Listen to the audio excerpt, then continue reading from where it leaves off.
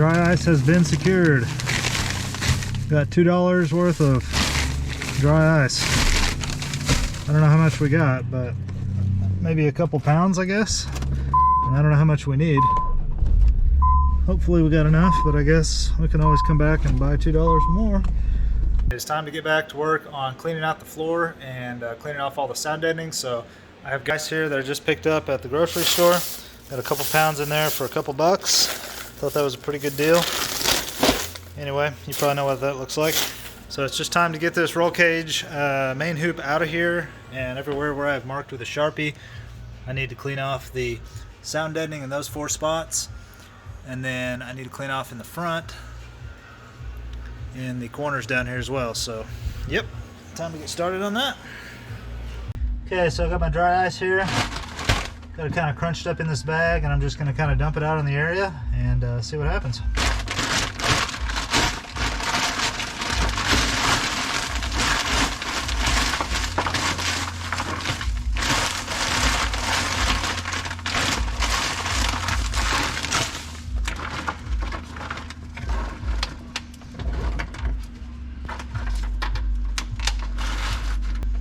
I can hear it popping and cracking. I don't know if that's the ice popping and cracking or the floor of the car. I guess it's the ice. So I guess now we just wait a little while, let everything get nice and cold, obviously.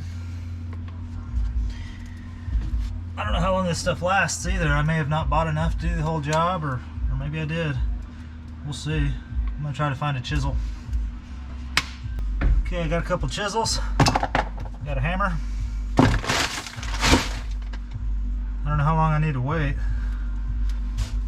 Guess I'll go ahead and take the extra and put it on the other side over here. I think what's going to be hard is getting it to sit up here.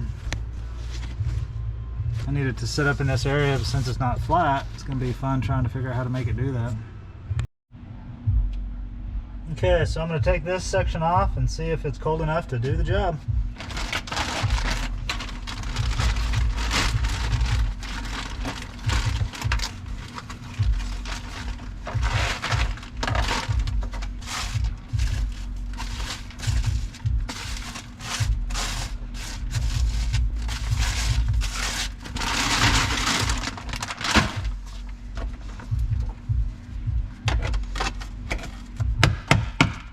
Oh wow, look at that.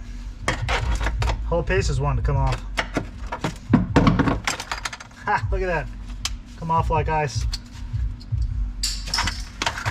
So cool.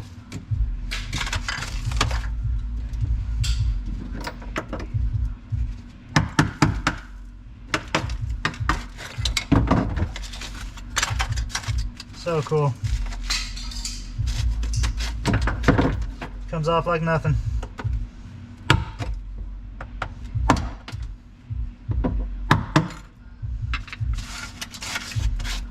So now I'm going to take all the ice that I just got off there, and I'm going to try to put it up here, and I use duct tape to build a little dam or a little wall here, so we'll see if that helps at all or works at all.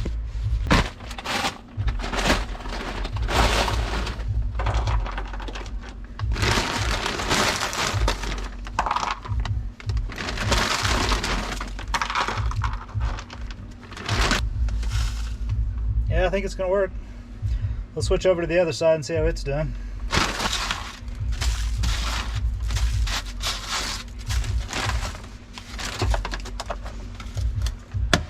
Oh yeah, it's popping right off. Sweet, stuff's working good. All right, so this is probably cold enough already, I would be willing to bet. So that means I need to build up my duct tape dam on the other side.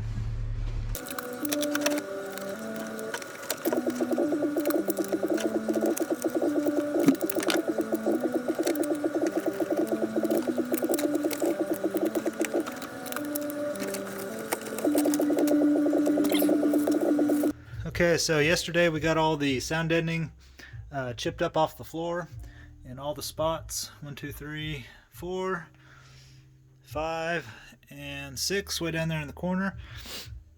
So yeah, got all the sound ending off using the dry ice, and that worked super good. So today the job is to grind all of this down so that we can actually weld the base plates down in the following steps. So yeah, so in order to do that, I've got to put the cage back in one more time and mark on the floor where the base plates are going to land, and then mark on the floor up here where the holes get drilled for the front tubes to drop down through. I'm going to drill a 2-inch hole for the front bars. So one hole there, one hole in that corner. That way the whole cage can be tilted down through the floor. That way I can access the top of the cage for welding. That was the recommendation of Kevin, the guy from Turn 5 Fabrications who built this cage kit. He said to do it that way, so that's what I'm going to do. So yep, let's get busy grinding some paint and building some cage.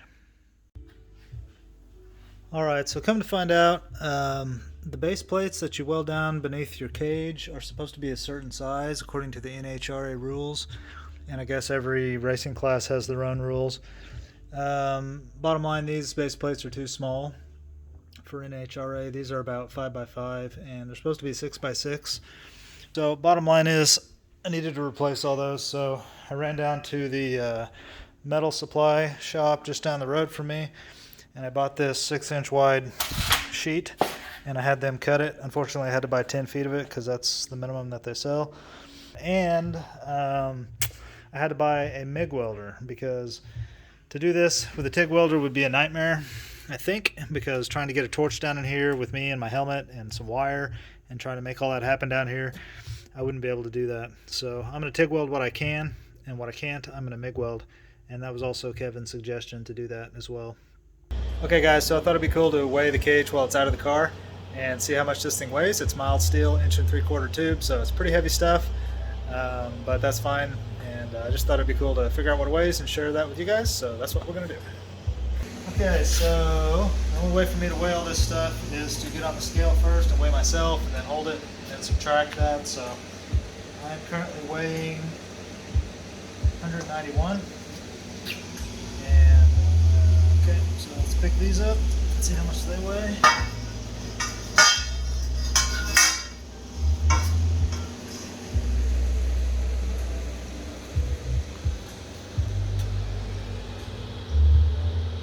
So 191 and 219.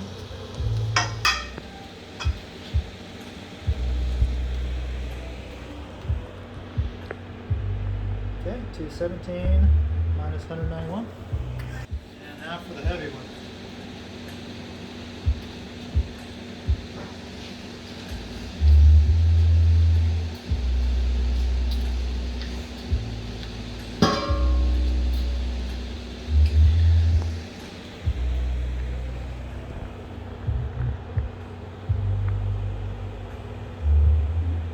Alright, we got 230, basically 238.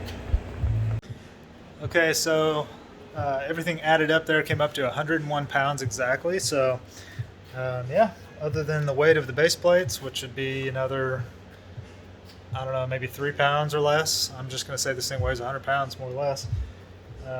Yeah, pretty interesting. So I'm adding 100 pounds of the car to be able to go race at the track. You can decide for yourself if you think that's worth it or not, I guess. I don't really have a choice. If I'm going to race, I got to have a cage. So it's just the way that goes. So anyway, I'm going to update you on where I'm at with things here. So where I'm at is I've got all the base plate spots ground down. I've got all the sound deadening off and all the paint ground off on all the spots. And that has taken forever to do, way longer than I expected. So now it's time to just put the base plates in there and start tacking them down to the floor. And then I guess what I'm going to do is hammer on the floor upwards to make it weldable. So this plate fits about like that, and then we got these gaps down here that can't really be welded very easily. So I'm going to tack across here and across here. Then I'm going to get underneath the car and hammer up to try to raise up these low spots, and then see if I can get it welded across there. So that's kind of where I'm at with that. And yep, just kind of waiting on my welder to get here so that I can get that done, and then we'll get this cage all finished up. What's up guys? Welcome to a new day here in the shop. I'm going to unbox my new welder. It just got here on UPS from Everlast, and this thing actually got here super fast, so that's cool. Only took a couple of days to get here. But yep, let's have a look.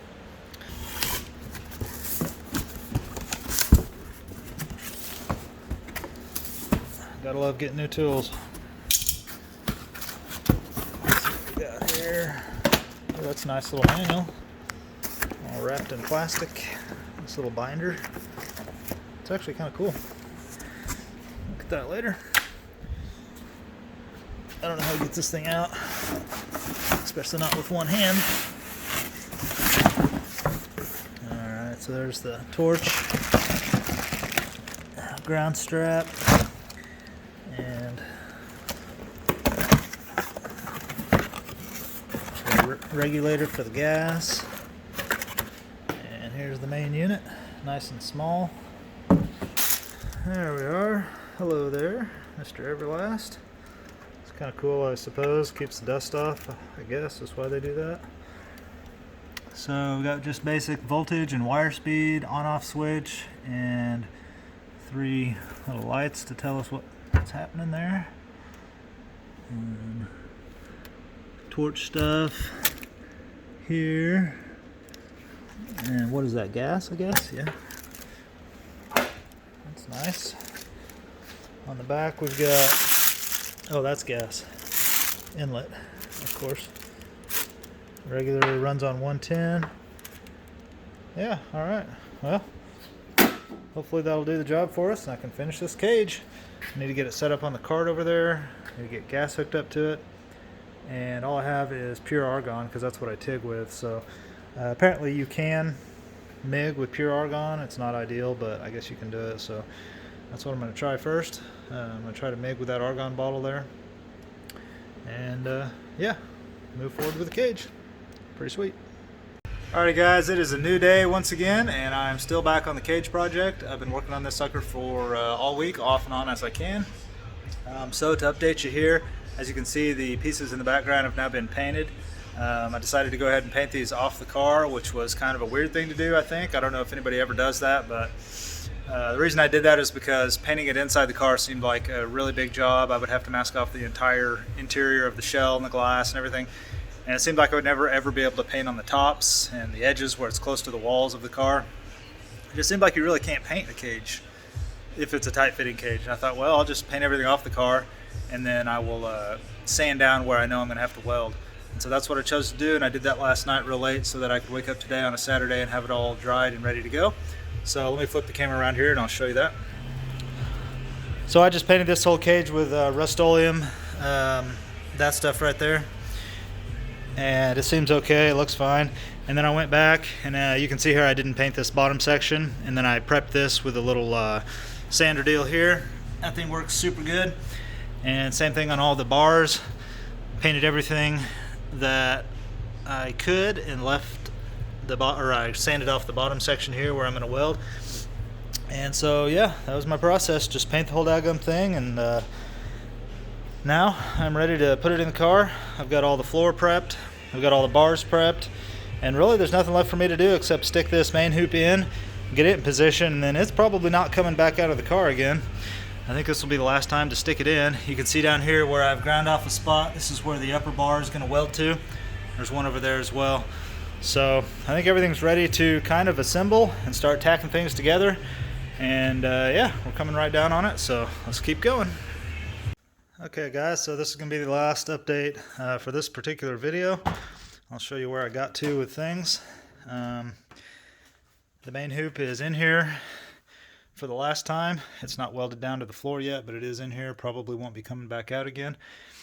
I've tacked it up here and tacked it up there. You can see I put a little bit of aluminum foil up there to sort of keep a little bit of heat off of the headliner. I'll do a better job of that when I actually get to the welding. Header bar is also in and tacked. Holes are in the floors. You can't see them now, but there's a hole underneath this plate so the whole cage can drop through the floor. And the right side door bar is in temporarily. It's not tacked yet, but it's in there for testing and marking of the bar, so I can grind the paint off over there where it needs to be. But that's how the door bar is going to be on both sides, and I'm pretty happy with that. I think that's going to work out pretty good.